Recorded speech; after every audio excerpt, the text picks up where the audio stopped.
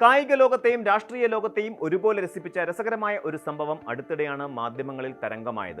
Commonwealth games medal ജേതാവായ Indian boxer Narender Barwal പ്രധാനമന്ത്രി നരേന്ദ്രമോദിയുമായുള്ള കൂടിക്കാഴ്ചയിൽ പങ്കുവച്ച ഒരു പഴയ ഓർമ്മ മുറിയിലാകെ ചിരിപടർത്തി. 2015 വേൾഡ് മിലിറ്ററി ഗെയിംസിനിടെ തന്നെ തോൽപ്പിച്ച ശേഷം പാകിസ്ഥാൻ ബോക്സർ പറഞ്ഞ വാക്കുകളാണ് ബർവാൾ ഓർത്തെടുത്തത്. തന്റെ എതിരാളിയായ പാകിസ്ഥാൻ താരം പറഞ്ഞത് ഇങ്ങനെയായിരുന്നു: നിങ്ങളുടെ പേര് നരേന്ദർ എന്നാണ്, നിങ്ങളുടെ കോച്ചിന്റെ പേര് നരേന്ദർ എന്നാണ്, നിങ്ങളുടെ പ്രധാനമന്ത്രിയുടെ പേരും നരേന്ദ്ര എന്ന് തന്നെയാണ്.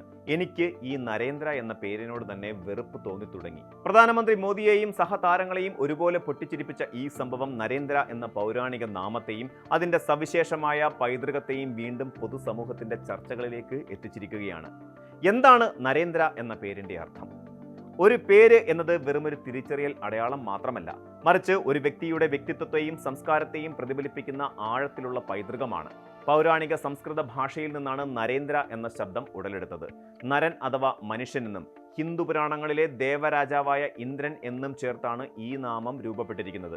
അതിനാൽ തന്നെ മനുഷ്യരുടെ രാജാവ്, ജനനായകൻ അല്ലെങ്കിൽ മനുഷ്യരിലെ അധിപൻ എന്നൊക്കെയാണ് നരേന്ദ്ര എന്ന വാക്കിന്റെ അർത്ഥം കൽപ്പിക്കപ്പെടുന്നത്. യുഗങ്ങളായി ഭാരതീയ സംസ്കാരത്തിലും ചരിത്രത്തിലും ആഴത്തിൽ വേരൂന്നിയ ഈ നാമം വഹിച്ചുകൊണ്ട് രാജ്യത്തിന്റെ വൈവിധ്യമാർന്ന മേഖലകളിൽ സമാനതകളില്ലാത്ത സംഭാവനകൾ നൽകിയ നിരവധി പ്രമുഖ വ്യക്തിത്വങ്ങൾ നമുക്കുണ്ട്. ഇന്ത്യൻ രാഷ്ട്രീയത്തിന്റെ ആധുനിക ചരിത്രത്തിൽ ഏറ്റവും നിർണായകമായ സ്വാധീനം ചെലുത്തിയ നേതാവാണ് 1950 ജനിച്ച നരേന്ദ്രമോദി. എളിയ കുടുംബ പശ്ചാത്തലത്തിൽ നിന്ന് ഉയർന്നു വന്ന അദ്ദേഹം 2001 മുതൽ 2014 വരെ ഗുജറാത്ത് മുഖ്യമന്ത്രിയായി ഏറ്റവും കൂടുതൽ കാലം സേവനമനുഷ്ഠിച്ച വ്യക്തിയെന്ന ഭരണ പാടവം തെളിയിച്ചു. തുടർന്ന് 2014 ഇന്ത്യയുടെ പ്രധാനമന്ത്രിയായി ആദ്യമായി സത്യപ്രതിജ്ഞ ചെയ്ത അദ്ദേഹം സ്വാതന്ത്ര്യാനന്തര ഇന്ത്യയിൽ ജനിച്ച രാജ്യത്തെ ആദ്യ പ്രധാനമന്ത്രി എന്ന ചരിത്ര നേട്ടവും സ്വന്തമാക്കി. 2024 തുടർച്ചയായി 3-ാം തവണയും രാജ്യത്തിന്റെ അമരത്തെത്തിയ മോദി തെരഞ്ഞെടുക്കപ്പെട്ട ഭരണാധികാരി എന്ന നിലയിൽ ജവഹർലാൽ നെഹ്റുവിന്റെ റെക്കോർഡ് മറികടന്ന് ഏറ്റവും കൂടുതൽ കാലം സേവനമനുഷ്ഠിച്ച തെരഞ്ഞെടുക്കപ്പെട്ട പ്രധാനമന്ത്രിയായി മാറി. ഇന്ത്യ ഗവൺമെന്റിന്റെ വികസന നയങ്ങളിലും അന്താരാഷ്ട്ര നയതന്ത്ര രംഗത്തും തന്റേതായ ഭരണം കാഴ്ചവെക്കാൻ അദ്ദേഹത്തിന് സാധിച്ചിട്ടുണ്ട്. ഇന്ത്യൻ ക്രിക്കറ്റിന്റെ ചരിത്ര നാളുകളിൽ സുവർണ അക്ഷരങ്ങളാൽ എഴുതപ്പെട്ട നാമമാണ് ലെഗ് സ്പിന്നറായ നരേന്ദ്ര ഹിർവാണിയുടേത്. 1988 ചെന്നൈയിൽ വെസ്റ്റ് ഇൻഡീസിനെതിരെ നടന്ന അരങ്ങേറ്റ ടെസ്റ്റ് മത്സരത്തിൽ വെറും 19-ാം വയസ്സിൽ 16 വിക്കറ്റുകൾ വീഴ്ത്തി ക്രിക്കറ്റ് ലോകത്തെ മുഴുവൻ അദ്ദേഹം ഞെട്ടിച്ചു. അരങ്ങേറ്റ മത്സരത്തിലെ ഈ അവിശ്വസനീയ പ്രകടനം ഇന്ത്യക്ക് ചരിത്ര വിജയം സമ്മാനിച്ചെങ്കിലും പിന്നീട് തന്റെ കരിയറിൽ ആ പ്രകടനം ആവർത്തിക്കാൻ അദ്ദേഹത്തിന് കഴിഞ്ഞില്ല. 2006 വിരമിക്കൽ പ്രഖ്യാപിച്ച ഹിർവാണി ടീമിലെ ആവശ്യാനുസരണമാണ് സെലക്ഷൻ നടക്കുന്നത് എന്നും അതിൽ തനിക്ക് പരിഭവങ്ങളില്ലെന്നും തുറന്നു പറഞ്ഞിരുന്നു. കരിയറിന് ശേഷം എയർ ഇന്ത്യയിൽ സേവനമനുഷ്ഠിച്ച ഗോരഖ്പൂർ സ്വദേശിയായ ഹിർവാണി 2008 ദേശീയ സെലക്ഷൻ പാനലിലും തുടർന്ന് മധ്യപ്രദേശ് ക്രിക്കറ്റ് അസോസിയേഷന്റെ രഞ്ജി ട്രോഫി സെലക്ഷൻ കമ്മിറ്റി ചെയർമാനായും നിയമിതനായി കായിക രംഗത്ത് തന്റെ സാന്നിധ്യം തുടർന്നു. ഗണിതശാസ്ത്ര രംഗത്തും കമ്പ്യൂട്ടർ സയൻസിലും അന്താരാഷ്ട്ര തലത്തിൽ വിപ്ലവം സൃഷ്ടിച്ച ശാസ്ത്രജ്ഞനാണ് നരേന്ദ്ര കർമാർക്കർ. 1984 ന്യൂജേഴ്സിയിലെ ബെൻ ലബോറട്ടറിയിൽ ജോലി ചെയ്യുമ്പോഴാണ് ലീനിയർ പ്രോഗ്രാമിൽ ഏറെ പ്രശസ്തമായ കർമാർക്കർ അൽഗോരിതം അദ്ദേഹം വികസിപ്പിച്ചെടുത്തത്. IIT ബോംബെയിൽ നിന്ന് ഇലക്ട്രിക്കൽ എഞ്ചിനീയറിംഗിൽ ബിടെക് പൂർത്തിയാക്കിയ അദ്ദേഹം പിന്നീട് കാലിഫോർണിയ ഇൻസ്റ്റിറ്റ്യൂട്ട് ഓഫ് ടെക്നോളജിയിൽ നിന്നും MS-ഉം UC ബെർക്ലിയിൽ നിന്ന് കമ്പ്യൂട്ടർ സയൻസിൽ PhD-യും കരസ്ഥമാക്കി. കമ്പ്യൂട്ടിംഗ് മേഖലയ്ക്ക് നൽകിയ വിലമതിക്കാനാവാത്ത സംഭാവനകൾക്ക് 2020 അസോസിയേഷൻ ഫോർ കമ്പ്യൂട്ടിംഗ് മിഷണറി നൽകുന്ന പാരീസ് കലാക്കിസ് അവാർഡ് ഉൾപ്പെടെ നിരവധി അന്താരാഷ്ട്ര പുരസ്കാരങ്ങൾ അദ്ദേഹത്തെ തേടിയെത്തി. IIT ബോംബെയുടെ വിശിഷ്ട പൂർവ്വ വിദ്യാർത്ഥി പുരസ്കാരം, ശ്രീനിവാസ രാമാനുജൻ ശതാബ്ദി പുരസ്കാരം, ഫുൾകെഴ്സൺ പ്രൈസ് എന്നിവ അദ്ദേഹത്തിന്റെ പ്രതിഭയ്ക്കുള്ള അംഗീകാരങ്ങളാണ്. ഇന്ത്യൻ സൈനിക ചരിത്രത്തിലും പർവ്വതാരോഹണ രംഗത്തും ഇതിഹാസമായി മാറിയ ധീരയോദ്ധാവാണ് കേണൽ നരേന്ദ്ര ബുൾകുമാർ.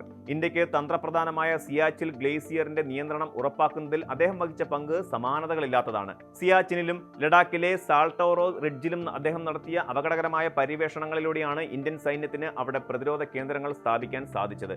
പത്മശ്രീ, അർജുന അവാർഡ്, കീർത്തിചക്ര തുടങ്ങിയ പരമോന്നത ബഹുമതികൾ നൽകി രാജ്യം അദ്ദേഹത്തെ ആദരിച്ചു. 2021 87-ാം വയസ്സിൽ അദ്ദേഹം വിടവാങ്ങിയപ്പോൾ അന്നത്തെ ഡിഫൻസ് സ്റ്റാഫ് മേധാവി ജനറൽ ബിപിൻ റാവത്ത് അനുസ്മരിച്ചത് പർവ്വതങ്ങൾ കീഴടക്കാനുള്ള കേണൽ കുമാറിന്റെ ദൃഢനിശ്ചയവും ധീരതയുമാണ് ഹിമാലയൻ അതിർത്തികളിൽ രാജ്യത്തിന്റെ സുരക്ഷ ഉറപ്പാക്കിയത് എന്നാണ്. ഹിന്ദി സാഹിത്യത്തെ ആധുനിക വായനക്കാരിലേക്ക് പുനർജനിക്കപ്പെടുത്തിയ പ്രമുഖ എഴുത്തുകാരനാണ് ഡോക്ടർ നരേന്ദ്ര കോഹ്ലി.